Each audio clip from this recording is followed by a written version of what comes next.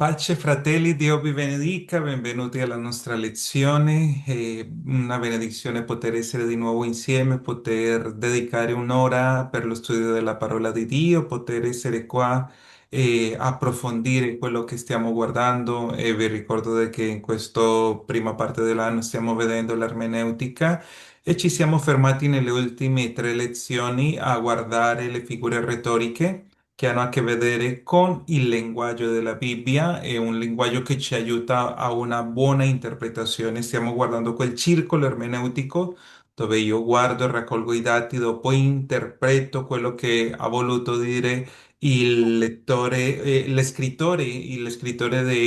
della Bibbia ai lettori dell'epoca e per ultimo faremo l'interpretazione che è quello che possiamo prendere come principio biblico, sia per me, per la mia famiglia, per la mia chiesa. E quella sarà l'ultima parte che di solito è quella che noi saltiamo quando leggiamo la Bibbia, ma come abbiamo visto in queste lezioni ci sono tanti argomenti che ci aiutano a approfondire, che ci aiutano a differenziare, siccome queste figure retoriche abbiamo detto che noi tante volte quando ci accostiamo alla Bibbia dobbiamo leggere letteralmente quello che dicono per cogliere quel primo messaggio che è stato dato da parte degli scrittori. Tante volte ci sono queste figure retoriche che arricchiscono il testo o che se non li conosciamo a volte ci fanno interpretare male la scrittura.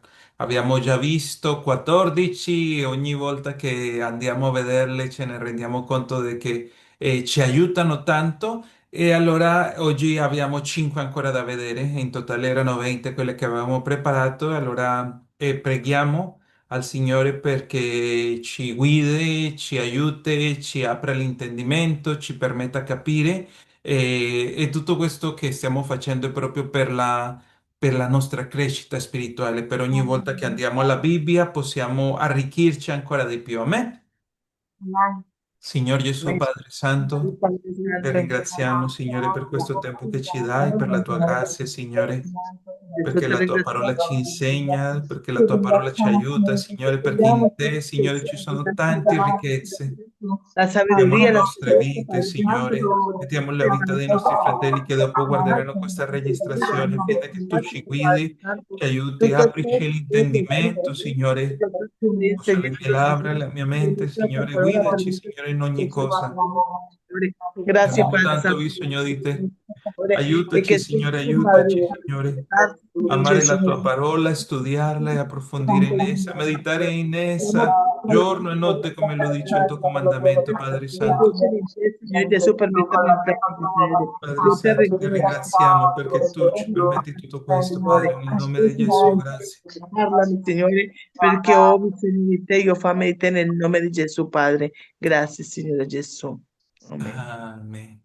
Bene, fratelli, e allora cercherò di fare come abbiamo fatto l'ultima lezione. Prima vi spiego il concetto della figura, dopo andiamo a vedere insieme alcuni esempi riguardo a quella figura che ci aiutano a capire meglio la parte de cosa significa, ok?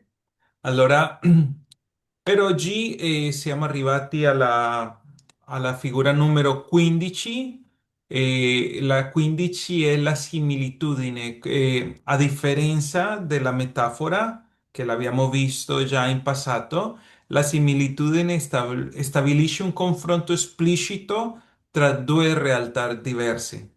Le immagini spesso sono legate al mondo agricolo, al mondo pastorale o alla vita domestica, quello che accadeva nel vicino Antico Oriente, e serve proprio per scalare la grandezza di Dio e dei suoi misteri a una dimensione comprensibile all'uomo.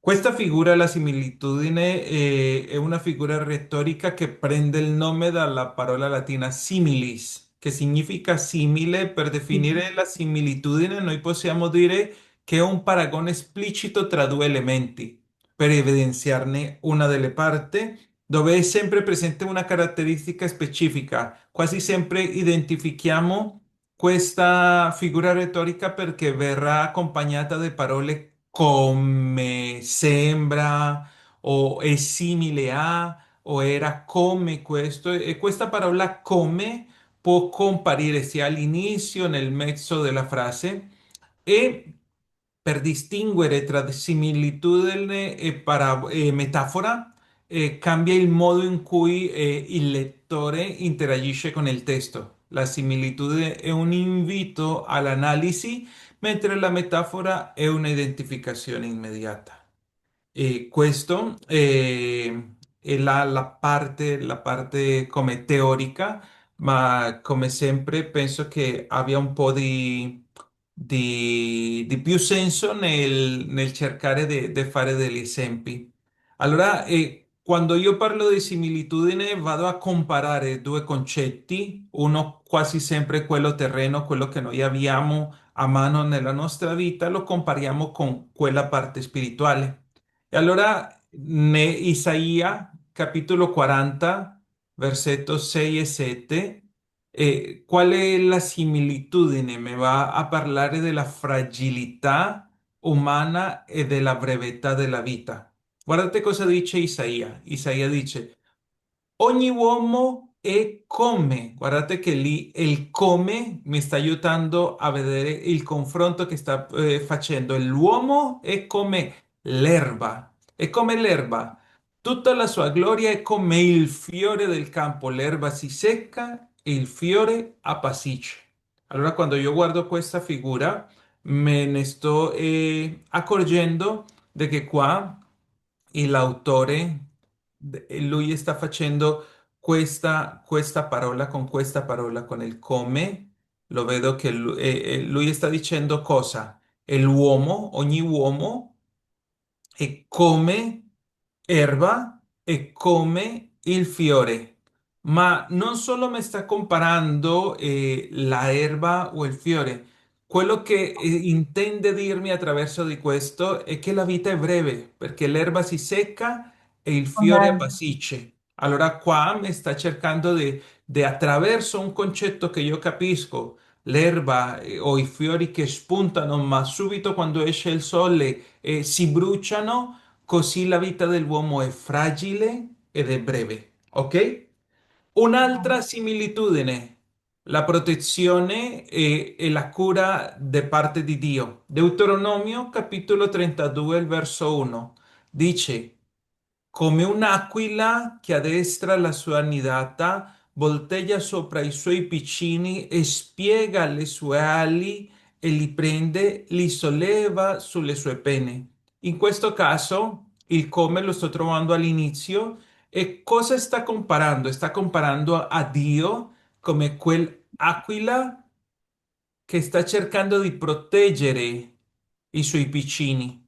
Allora sta dicendo che Dio è come quell'aquila. Dopo andremo a vedere qualche esempio con la metafora perché so che sembra molto simile a quelle che abbiamo visto, al simbolo, alla metafora, ma con questa io cosa sto accogliendo con questa figura retorica? Sto accogliendo proprio quell'insegnamento. Qua l'insegnamento qual è?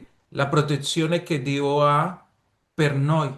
Lui è come un'aquila che sta proteggendo i suoi piccini.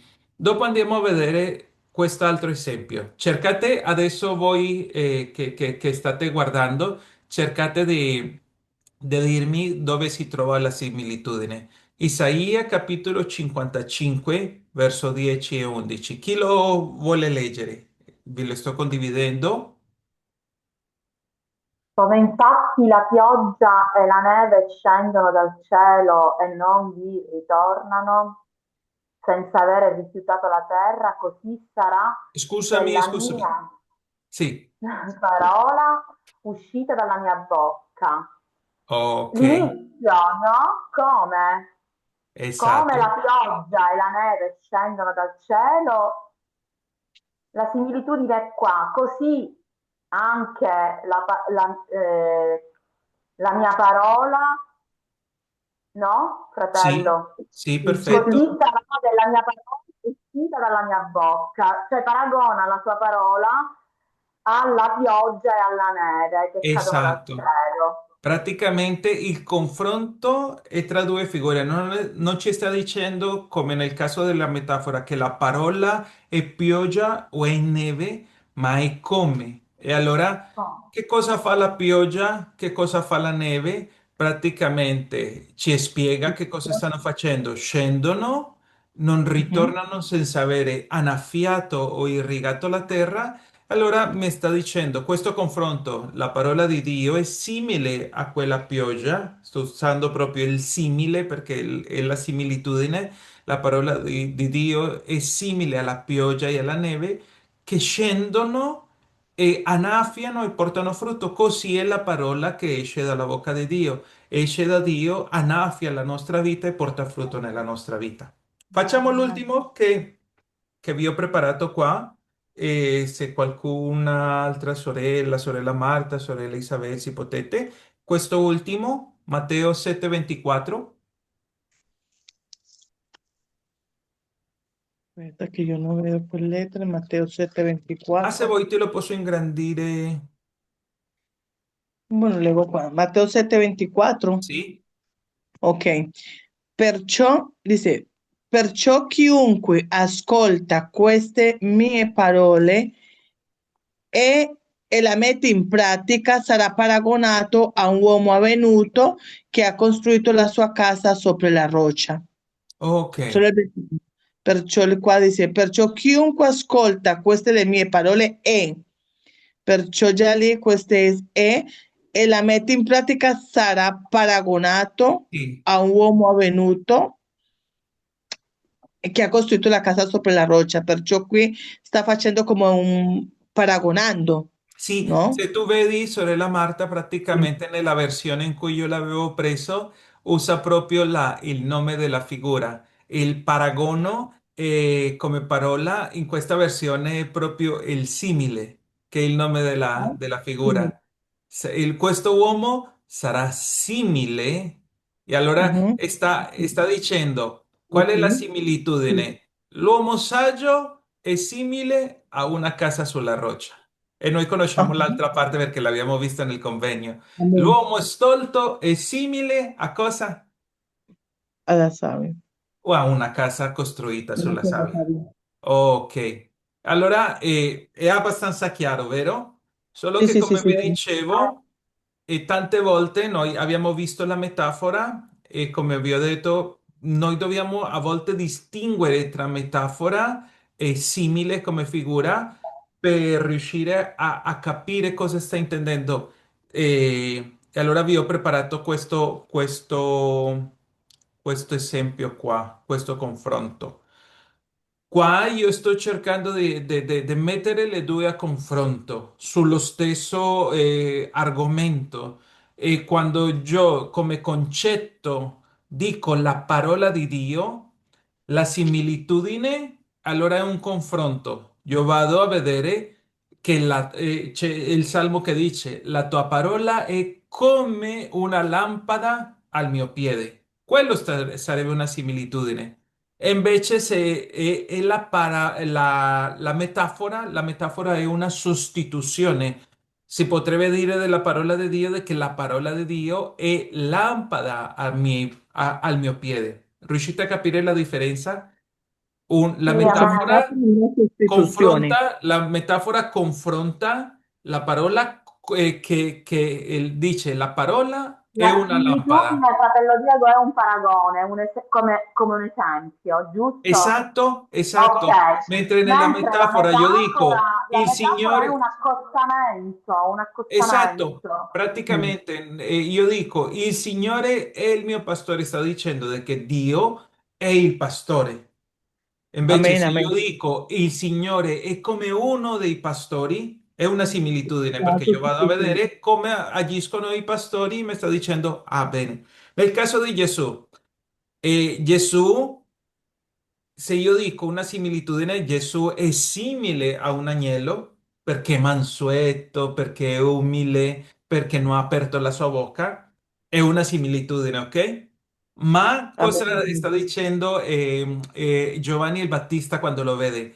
Ecco l'agnello di Dio. In quel caso è una metafora. Fratello Dimmi? Diego, fratello Diego, scusami, ad ogni modo, sai quello che io vedo cos'è? Che sia nella similitudine che nella metafora, comunque si sta dicendo la stessa cosa, no? Sì, sì, sì, sì. Perché è sempre la stessa cosa, solo che è proposta in due esempi diversi, ma alla fine è sempre lo stesso il significato, perché la Esatto. parola è come una lampada al piede nella similitudine, dice è come, ok? Nella metafora dice la tua parola è lampada al mio piede, quindi comunque la parola rimane sempre luce, Sì, lampada, solo che nella similitudine è un confronto, mentre un nella confronto. metafora è una sostituzione. Sì. Allora, nella Mhm. similitudine io sto confrontando, tipo qua l'ultimo degli esempi che avevo preparato, il popolo, Israele è come Mm. una vigna. Io lo Mhm. sto confrontando. Ah, è Mhm. simile a una vigna. Sì, al Mentre contrario. Mhm. nella metafora io dico la vigna del Signore è la casa di Israele. Nella metafora io Mhm. stavo usando questa figura per dire Allah, il popolo di Israele è la vigna del Signore. Mhm.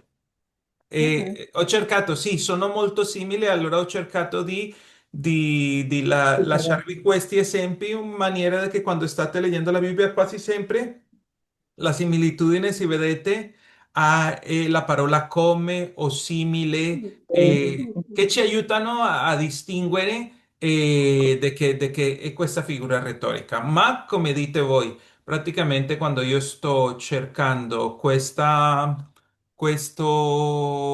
nel mio studio, sempre mi porterà a confrontare quella realtà fisica, quello che io conosco con, con quella parte spirituale che non conosco tanto bene, ¿ok? Mhm. Ok. Vado con quella seguente. La seguente è la domanda, la numero 16. E proprio come noi abbiamo visto la ironia nella settimana scorsa, noi dobbiamo affermare che la domanda è una delle figure retoriche che noi usiamo quotidianamente nel nostro linguaggio. Una domanda ha la particolarità di non richiedere una risposta, poiché la domanda stessa contiene una conclusione ovvia. La domanda come figura retorica non è un semplice strumento per ottenere informazioni, ma è una tecnica comunicativa raffinata. Quando la Bibbia pone una domanda, spesso il destinatario, in questo caso noi come lettori, già conosciamo la risposta. Lo scopo è provocare una riflessione o una confessione o un cambiamento di prospettiva. Allora, non è solo quando compare quel segno interrogativo di domanda, no. Questa figura è proprio, ci sono diversi tipi di domanda, vediamolo nell'esempio che forse lì è più chiaro, perché c'è la domanda retorica. Nella domanda retorica, questa già contiene in sé stessa la risposta. Solitamente un sì o un no è scontato. Serve a sottolineare una ovvietà, a rendere il lettore partecipe di una verità inconfutabile. Romani, capitolo 8, verso 31 dice, se Dio è per noi, chi sarà contro di noi? Se noi vediamo in questo versetto, dopo non c'è tipo la risposta perché è una domanda retorica. Qui l'Apostolo Paolo lui non si aspetta l'elenco dei nemici o la lista dei nemici che sarà contro di noi, ma la risposta semplice è nessuno può essere contro di noi quando Dio è con noi. E questa forma interrogativa serve per infondere coraggio e certezza nel credente. Se io ti dico, se Dio è per noi, chi sarà contro di noi? Allora Già vedete lì lì c'è la come... risposta. Mm. Esatto, praticamente è una domanda retorica, non è che io devo cercare una risposta, ma la risposta è già in sé nella Sì. domanda. Dopo c'è anche la domanda di esame di coscienza, anche questo tipo io lo trovo nella Bibbia, perché Dio spesso rivolge domande all'uomo non perché ignori i fatti, ma è per spingere l'uomo a prendere coscienza della propria condizione. Genesi capitolo 3, il verso 9, Dio gli fa una domanda, dice, Adamo, dove sei? Vi ricordate quando l'uomo ha peccato che ha preso dei fogli di fico che si ha cercato di coprire, che dice che Dio andava per il giardino? Dio fa questa domanda, Adamo, dove sei? Io qua devo essere sicuro di che Dio sapeva perfettamente dove si trovasse Adamo, ma la Ujú. domanda è un invito all'uomo a riconoscere il suo stato di smarrimento e il suo peccato, perché lui le dice io sono nudo e ho avuto paura, e allora lì lo comincia a confrontare Dio. Dopo noi abbiamo come terzo la domanda dialettica.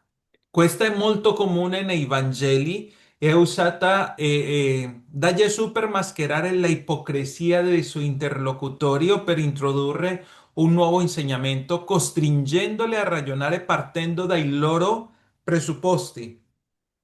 Vi ricordate quando si avvicinano a Gesù che lui guariva in sabato e tutto? E allora la domanda di Gesù, Marco capitolo 3, verso 4, dice, è lecito in giorno di sabato fare del bene o fare del male, salvare una vita o toglierla? Uno, quando legge questo, Gesù li stava confrontando proprio perché loro, come israeliti che custodivano il sabato, sicuramente avevano la possibilità in quei giorni di portare a pascolare i suoi animali, di se vedevano qualcuno che era ferito, di riscattarlo, di aiutarlo, ma siccome loro stavano mormorando perché Gesù sceglieva proprio il sabato per guarire la gente e allora Gesù le dice, ma è lecito in giorno di sabato fare bene o fare male, salvare una vita o toglierla? Lui le sta facendo con questa domanda, sta spostando il dibattito dal piano del formalismo perché loro come sabato non potevano fare niente di quel formalismo legale, lo stava spostando a quello del valore della vita umana.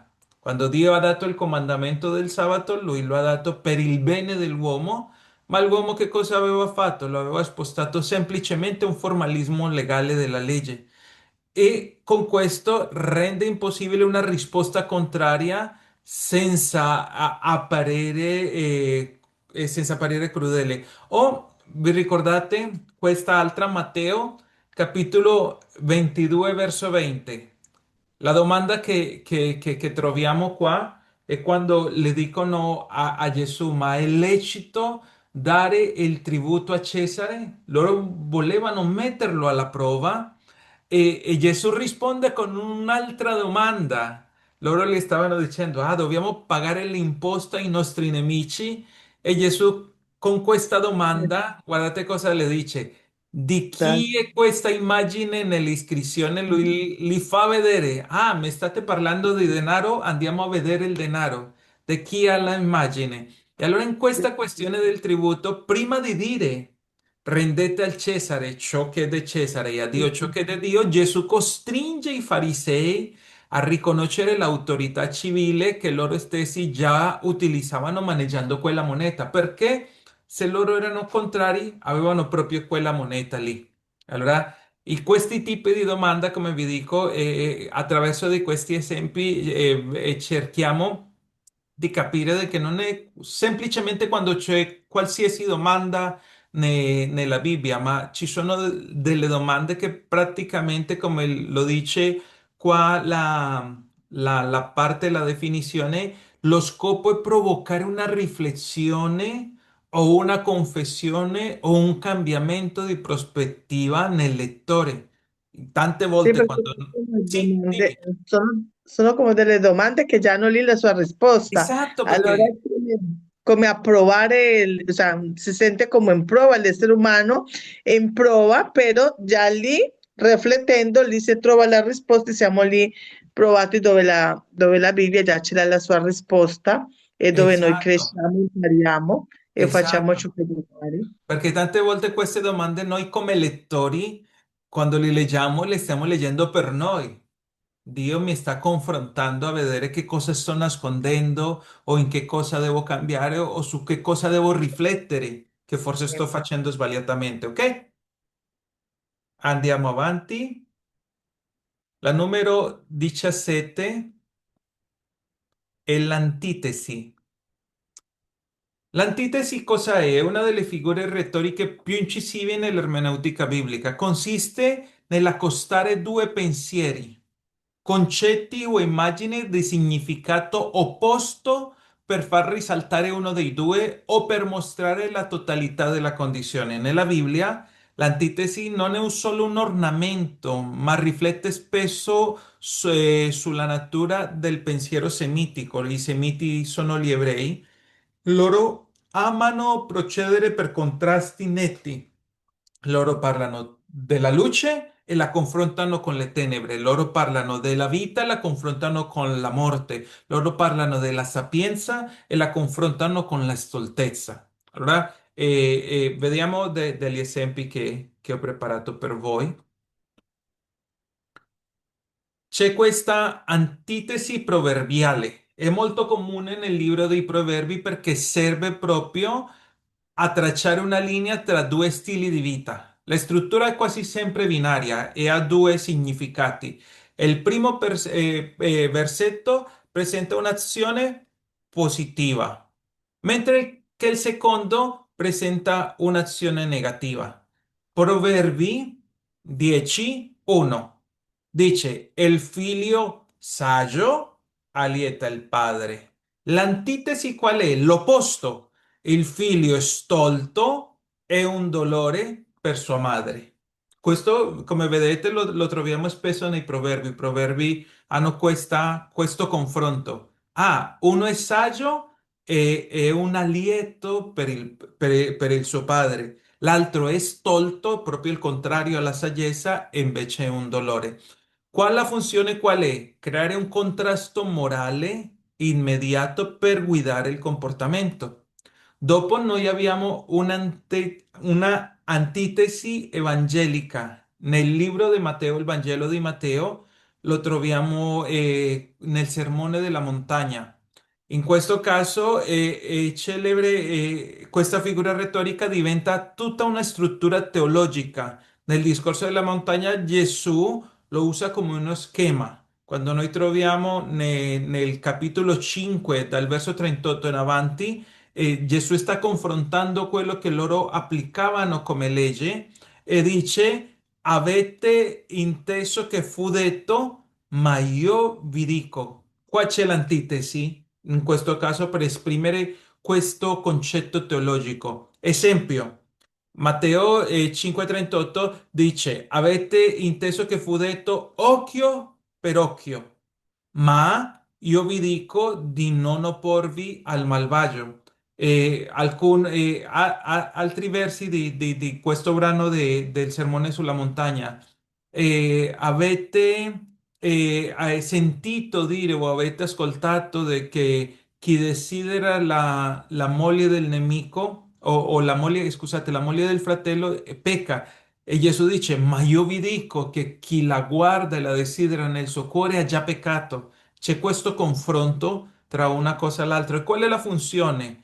Qua Gesù non sta cercando di annullare la legge antica, ma la sta superando per quel contrasto, portando una nuova profondità. Gesù lì non sta cancellando i comandamenti, ma gli sta dicendo, guardate, questo è come il cuore di quel comandamento. Non è soltanto non odiare al nemico, perché una delle antitesi è di non maledire, ma Gesù dice, ma già basta con tu dire stolto a tuo fratello o dire pazzo, dice, già lì sei condannato al giudizio. Dopo vi invito a leggerla, il Sermone della Montagna è molto bellissimo, si trova nel Matteo capitolo 5, 5, 6 e 7, lì si racchiude tutto un gruppo di insegnamenti che Gesù ha dato, è molto belli. Dopo abbiamo questa antitesi teologica e cosmica.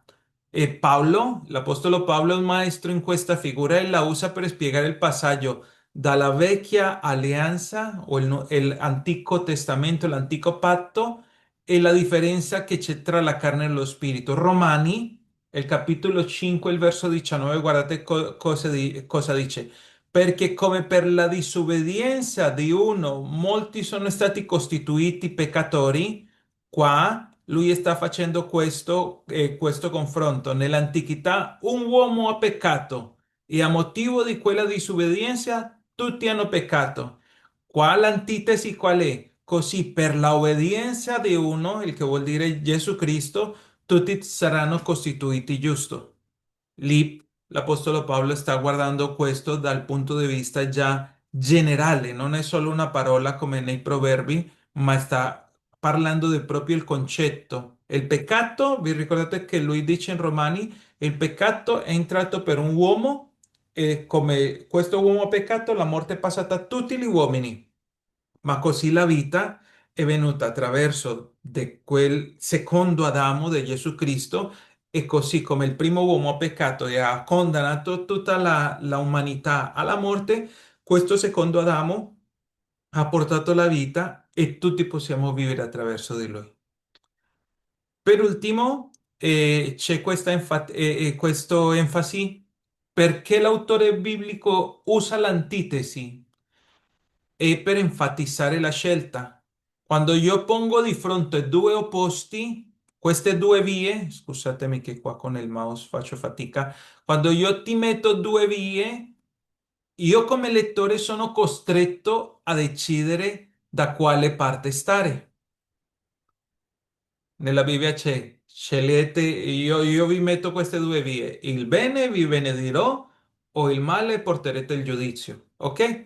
E con l'antitesi esprimo anche la totalità, perché a volte l'antitesi esprime proprio il tutto, citando proprio i due estremi, ad esempio quando Gesù dice, o Dio nell'Apocalisse dice, io sono l'alfa e l'omega, sta citando la prima lettera dell'alfabeto greco e l'ultima, lui sta dicendo io sono tutto, sta coprendo tutto, o io sono, o il Signore osserva il tuo uscire e il tuo entrare. Quando sta dicendo quello non è che solo ti guarda quando tu esci da casa e quando solo entri, ma sta dicendo lui ti osserva da quando esci fino a quando entri.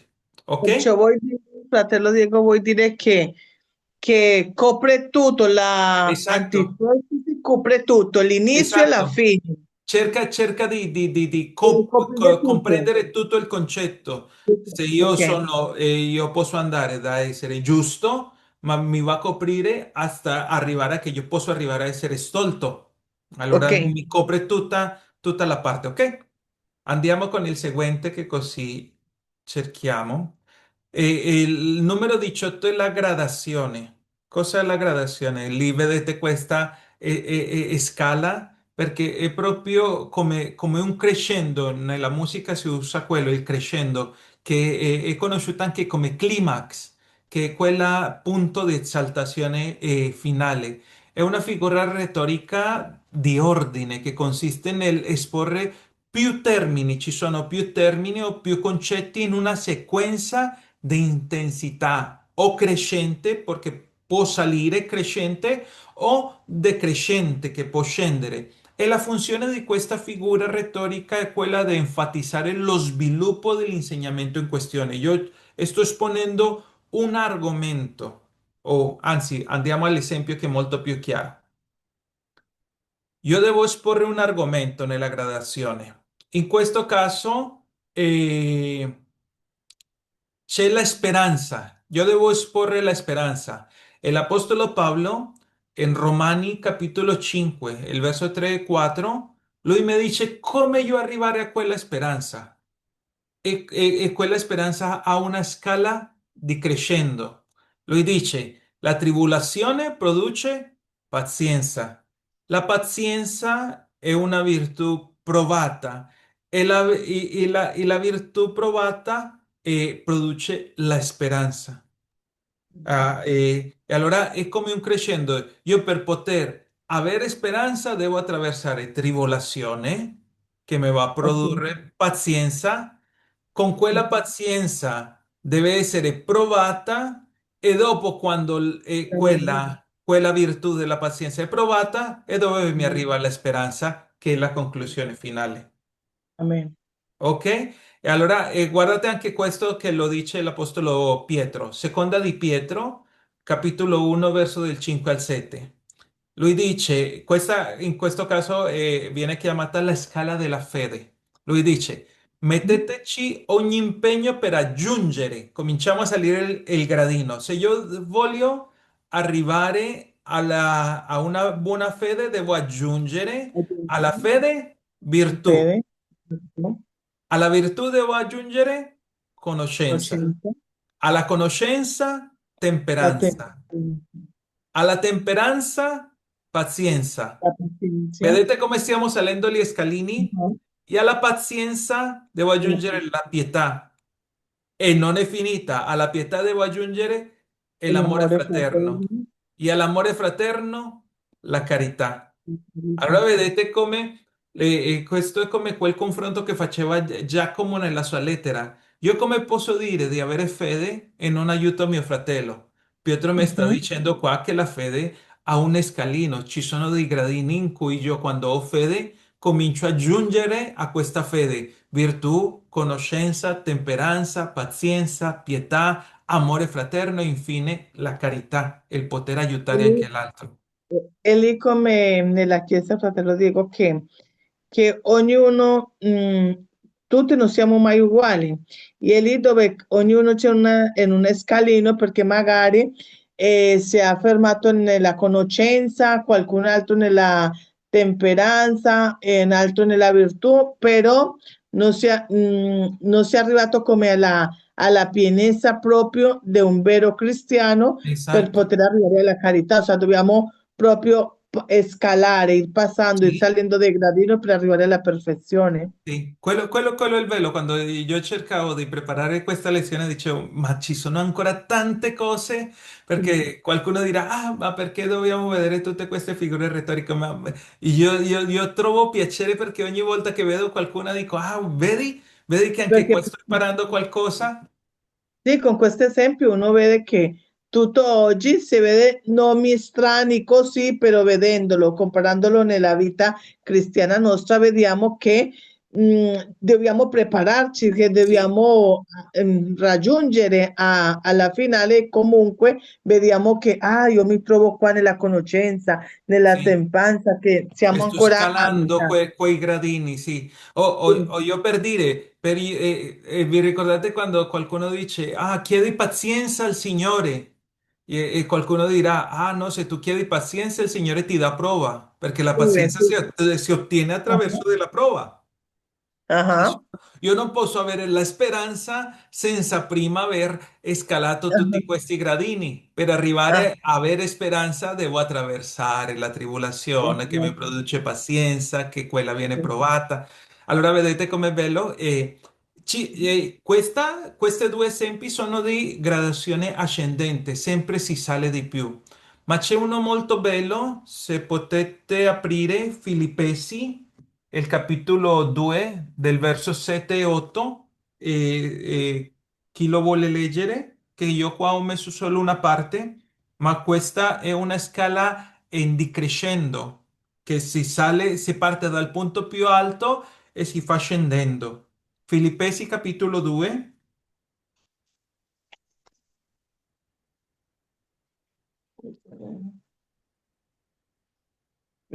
Ok. Filipenses, no, Se Filipenses vuoi, capitolo sì, se vuoi parti 2, dal verso 5, 2 verso 5. dal 5 Allora, all'8, ok? abbiate in voi lo stesso sentimento che è stato anche in Cristo Gesù, il quale pur essendo in forma di Dio, non considerò di essere uguale a Dio, qualcosa al cui aggrapparsi gelosamente, ma, ma espoliò se stesso, prendendo forma di servo, divenendo simile agli uomini trovato esteriormente come un uomo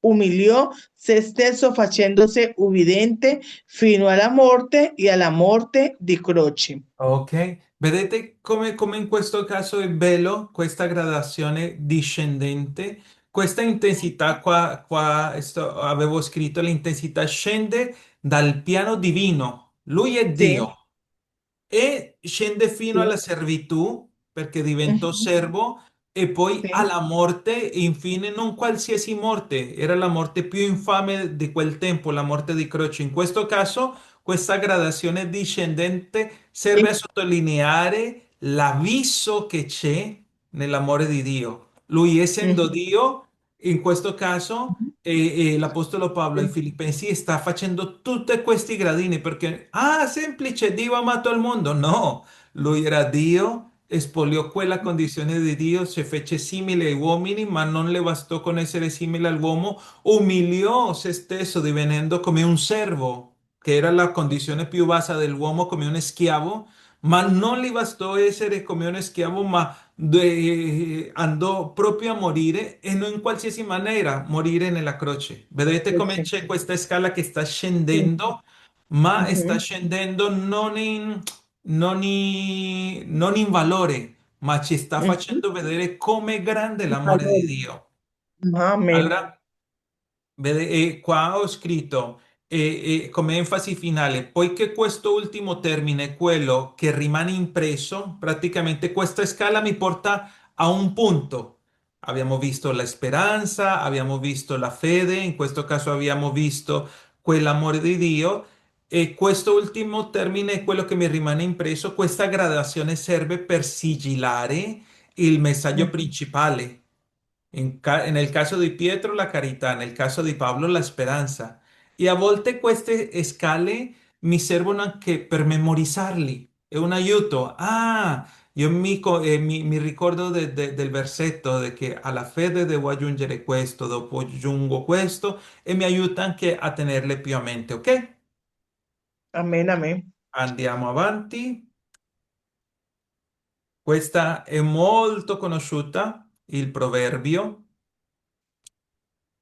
Il proverbio occupa un posto di onore nell'ermeneutica biblica, tanto di dare il nome a un intero libro che è collocato nei libri della Sapienza e non è un semplice detto popolare, ma una forma letteraria densa che racchiude una verità universale derivata dall'osservazione della vita, della natura o dal rapporto con Dio. Nel contesto biblico, il proverbio funziona come una pillola di saggezza che richiede riflessione per essere assimilata. Ci sono alcune caratteristiche nel proverbio biblico. Per essere considerato tale proverbio, un proverbio deve avere tre elementi. Da una parte deve essere conciso per essere ricordato facilmente. Quasi tutti i proverbi al massimo sono uno o due versetti. Ha una forma strutturata che non cambia nel tempo. Per oggi noi leggere i proverbi che abbiamo nel libro dei proverbi, pensate che sono passati più di 3000 anni da quando furono scritti e ancora si applicano al giorno d'oggi. E come terzo punto, non è solo un'opinione di una singola persona, ma riflette su una verità riconosciuta dalla comunità intera o che viene ispirata da Dio. C'è un'avvertenza quando io vado con i proverbi e l'avvertimento è che un errore comune quando io faccio ermeneutica di prendere i proverbi e che le leggo come promesse assolute o come se fossero leggi matematiche. E quando io leggo i proverbi tante volte si possono prendere come promesse, ma in realtà sono osservazioni generalizzate. Un esempio, il proverbio dice de che il giusto prospererà, ma quando io vedo il libro di Giove, che anche quello fa parte della collezione dei libri sapienziali, Giove, Salmi, Proverbi, Ecclesiaste, Cantico dei Cantici fanno parte di quei libri di sapienza. Nel libro di Giove vedo che il giusto non prospera sempre, ma che ogni tanto il giusto soffre. E allora questo mi fa di bilancia che il giusto anche può soffrire. Vediamo quali esempi vi ho preparato qua nei proverbi. C'è nel proverbio abbiamo già visto l'antitesis, e allora c'è questo parallelismo antitetico che è il più comune nei proverbi. Mette in confronto i due comportamenti opposti per far risaltare la saggezza del proverbio. Proverbi capitolo 15, 1 dice, la risposta dolce calma la collera, ma la parola pungente eccita all'ira. Vedete lì? È quella antitesi che abbiamo appena visto, è il caso più comune che noi troviamo nei proverbi, ma c'è anche un parallelismo sinonimico, mentre l'antitesi mi dà il contrario, e ci sono anche questi che mi dà sinonimi. Proverbi capitolo 16 verso 18 dice, l'orgoglio va innanzi alla rovina e lo spirito altero precede la caduta. Non mi sta dando due contrasti, ma mi sta parlando dello stesso. Io se sono orgoglioso andrò alla rovina, e se ho uno spirito altero, quello mi porta alla caduta. E abbiamo anche un parallelismo sintetico nei proverbi. Questo qual è? Il secondo membro completa o amplia il pensiero del primo. Questo è anche molto comune nei proverbi. Nell'esempio si capisce meglio. Proverbi capitolo 18, il verso 10 dice, il nome del Signore è una torre fortificata. E qual è il complemento o la sintesi di questo? Il giusto vi corre e vi trova rifugio. Riuscite a capire allora questi tre esempi di proverbio? Vi faccio la domanda. Amén, amén. En uno io ho l'antitesi, l'opposto, mi dice se io il figlio, come abbiamo visto prima, il figlio buono appassisce, il Ah, figlio stolto è di dolore, un'antitesi, un opposto, un antonimo. E cierto. invece ho anche il sinonimo che quando mi parla di due concetti simili per approfondire come l'insegnamento, o la parte sintetica che mi lo aiuta a affermare, perché non sta usando qua un sinonimo, semplicemente mi sta dicendo il Signore è una torre forte, e come Dio è una torre forte, allora il complemento è che io come giusto posso correre ad essa e trovare rifugio. Ok? Ok, ma la seconda dell'orgoglio va ancora, sale ancora di più en el peggio perché è l'altivo, ¿no? Esatto, Ah, no, ma sì. praticamente sta usando un altro sinonimo all'orgoglio, che è l'essere altivo, e me lo sta come rafforzando il concetto di quello che mi vuole insegnare. Ok? Bene, e arriviamo all'ultimo, ce l'abbiamo fatta, che ci mancano 8 minuti così finiamo. L'ultimo è l'acrostico.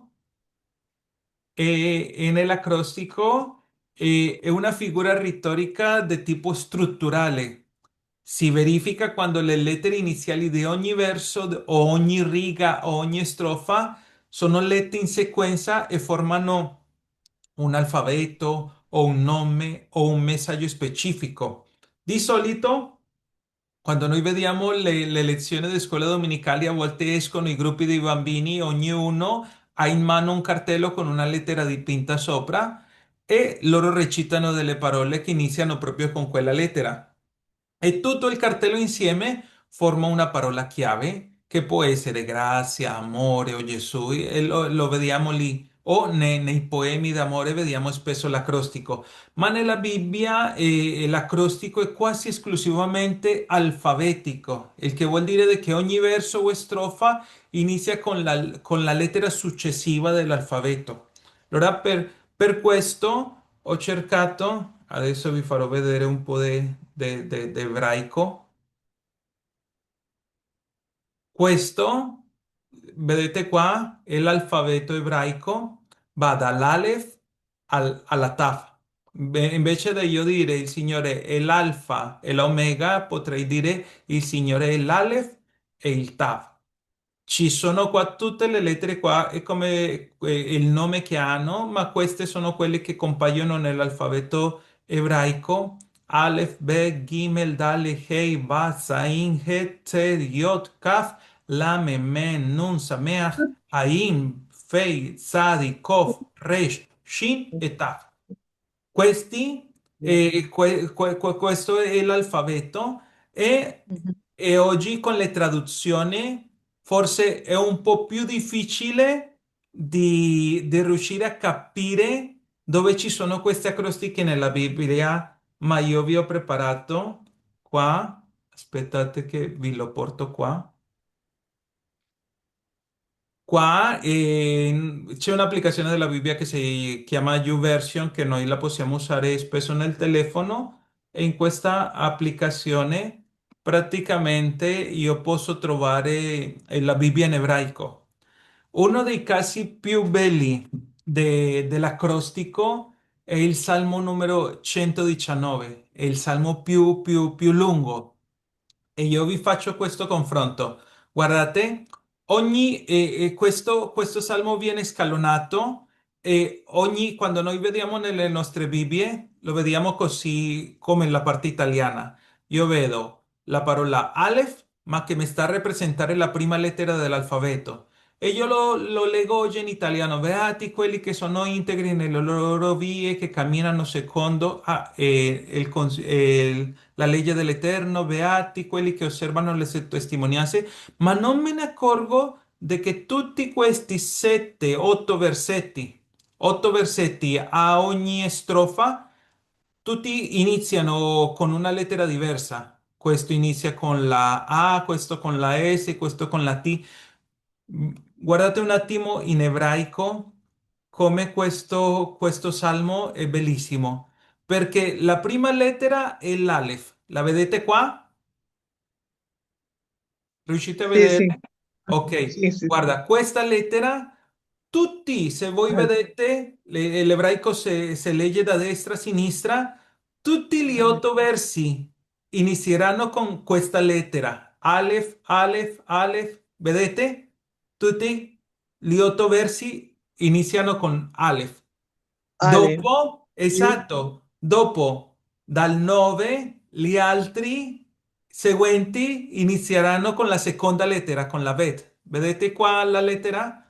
sí, Che sí, sarebbe ve. la nostra bit. Guardate qua come tutti iniziano. Il verso 9 inizia con la vet, il 10, l'11, il 12, il 13, il 14. Allora pensate come sarebbe bellissimo leggere questo nell'originale. Ogni Mm, strofa, guardate, il 17 parte già con la terza lettera, il Gimel. ok, ve. 17, 18, 19, 20, ognuno e non cambia mai, guardate. Così potrei andare avanti per tutti i versetti del Salmo di 119. Ogni 8 versetti vengono come un acrostico con ogni lettera dell'alfabeto. Noi siamo più abituati nelle nostre Bibbie, guardate, a trovare Gimel. Ah, Gimel. Gimel. Ma io qua, quando leggo questi 8 versi, non me ne accorgo perché non conosco l'alfabeto ebraico. Dopo trovo Dalet. Ah, guarda, Dalet era la quarta lettera dell'alfabeto e qua in italiano semplicemente mi dice, ah, è Dalet questa strofa, ma mi sta dando tutti gli 8 versi del Dalet con quella lettera. E io ho perso un po' questo tipo di acrostico nella parte della traduzione, ok? Ma vi lo volevo far vedere. Allora, questi acrostici, ci sono esempi molto belli. C'è questo del Salmo 119, c'è il libro di Lamentazione, i primi 4 capitoli del libro delle Lamentazioni sono scritti in acrostico e anche, guardate, Proverbi, libro di Proverbi, andiamo a vedere Proverbi, capitolo 31, Proverbi 31, quando parla dell'elogio della donna virtuosa. Eh, Tutto l'elogio della donna virtuosa è stato scritto in acrostico. Metto qua l'alfabeto. Allora parte dal verso 10. Guardate qua, il verso 10 inizia con Aleph. Il verso Un- 11 inizia con Bet, il verso 12 va con Gimel, il 13 con Dalet, il 14 con Hed, il 15 con Vav. Si vedete? Così fino alla fine della donna virtuosa. Tutto è un acrostico alfabetico. Praticamente usano tutte le lettere dell'alfabeto per racchiudere questo. E allora, che cosa sta a rappresentare? Perché lo fanno in questa maniera? La funzione dell'acrostico nella Bibbia lo usano per un senso di completezza. Quando usano tutte le lettere dell'alfabeto, dall'Alef al Tav, questo suggerisce che l'argomento è trattato dalla A alla Z, come per noi. È trattato totalmente esaurito. Dice tutto quello che si può dire di quel tema. Mi è piaciuto molto questo concetto. Perché lo fanno alfabeticamente? Un altro è perché mi aiuta la memoria. E nell'antichità non avevano tutti la Bibbia, ma avevano l'insegnamento orale, tutti dovevano ascoltare la Bibbia. Allora, in una cultura che era prevalentemente orale, questa struttura alfabetica fungeva da sentiero, mi poteva guidare. Quando io vado a memorizzare, io so che dopo dell'Aleph sigue quella con la Bet, dopo quella con Gimel, quella con Dalet, e così si aiutavano a memorizzare tutti i versetti. L'ultimo è che è un simbolo di ordine. In mezzo al caos, in mezzo al dolore, l'alfabeto impone un ordine e allora è anche un simbolo di disciplina nel linguaggio. Ora vedete come è bello tutto questo studio. Già per concludere, possiamo dire che le figure retoriche sono strumenti che trasmettono messaggi teologici con un linguaggio letterale, un linguaggio che il linguaggio letterale non riuscirebbe a esprimere completamente. Non nascondono la verità, ma la rendono più potente, più accessibile, trasformano la letteratura in un'esperienza di scoperta spirituale. La Bibbia è Ujú. ricca di tutte queste immagini. Gesù, ad Amén. esempio, costantemente usava il linguaggio figurato, lui usava le parole, l'iperbole per insegnare. E l'uso di queste figure retoriche bibliche porta a diverse conclusioni fondamentali nella interpretazione. La prima, mi evita di errore di interpretazione. Il capire che una frase è figurata mi impedisce di prenderla letteralmente e così evitare fraintendimenti. Secondo, rende il messaggio vivo e memorabile. In questo viaggio che abbiamo fatto abbiamo visto come tante volte anche voi mi avete detto, ma letta così la capisco di un'altra maniera, Amén, perché amén. c'era questa figura che mi stava aiutando a cogliere quel messaggio. Dopo mi svela un significato teologico e spesso quelle figure dell'Antico Testamento, di eventi o di persone sono una tipologia, per quello vi dicevo, penso che qualche giorno dedicheremo proprio uno a vedere tutte queste tipologie che è una di tutte le 20, una delle principali che dovremo studiare, di vedere come tutto l'Antico Testamento faceva luce a Gesù nel Nuovo Testamento. E per ultimo, eh, spesso la retorica biblica è una retorica d'enigma che mi mette a pensare e non mi dà una risposta immediata, ma mi spinge a una ricerca personale e spirituale della verità. Tutte queste figure mi aiutano o mi contagiano a vedere che si può ancora approfondire tanto nello studio della parola di Dio. Amén, Allora, amén.